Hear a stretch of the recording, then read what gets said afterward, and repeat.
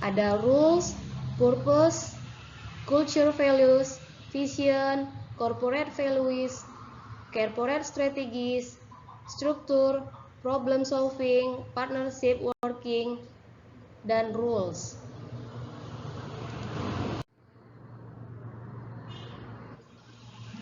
Purpose artinya organisasi beradaptasi karena memiliki tujuan yang hendak dicapai.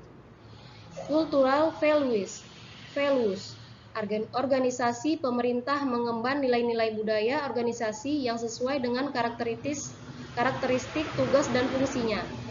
Vision, visi menjelaskan apa yang hendak dituju yang tergambar dalam kerangka pikir dan diterjemahkan dalam kerangka kerja yang digunakan dalam organisasi.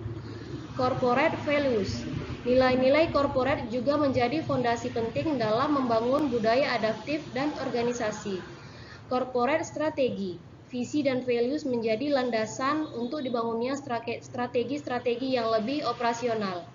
Struktur menjadi penting dalam mendukung budaya adaptif dapat ditentukan organisasi. Problem solving, budaya adaptif ditujukan untuk menyelesaikan persoalan yang timbul dalam organisasi bukan sekedar untuk mengadaptasi perubahan. Partnership working, partnership memiliki peran penguatan budaya adaptif karena dengan partnership maka organisasi dapat belajar, bermitra, dan saling menguatkan dalam penerapan budaya adaptif. Rules, aturan main menjadi salah satu framework budaya adaptif yang penting dan tidak dapat dihindari sebagai bagian dari formalitas lingkungan internal maupun eksternal organisasi. Indikator-indikator pengembangan kapasitas pemerintah adaptif. Yang pertama, pengembangan SDM adaptif. Yang kedua, penguatan organisasi adaptif. Yang ketiga, pembaharuan institusional adaptif.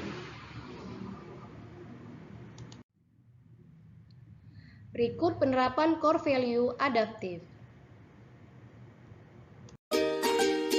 Penerapan core value adaptif. Cepat menyesuaikan diri menghadapi perubahan. Hal ini dapat saya lakukan dengan mengikuti seminar ataupun pelatihan-pelatihan yang diadakan oleh organisasi agar saya dapat memperbaharui dan mengaplikasikan metode-metode baru untuk mengembangkan kreativitas sesuai dengan profesi saya.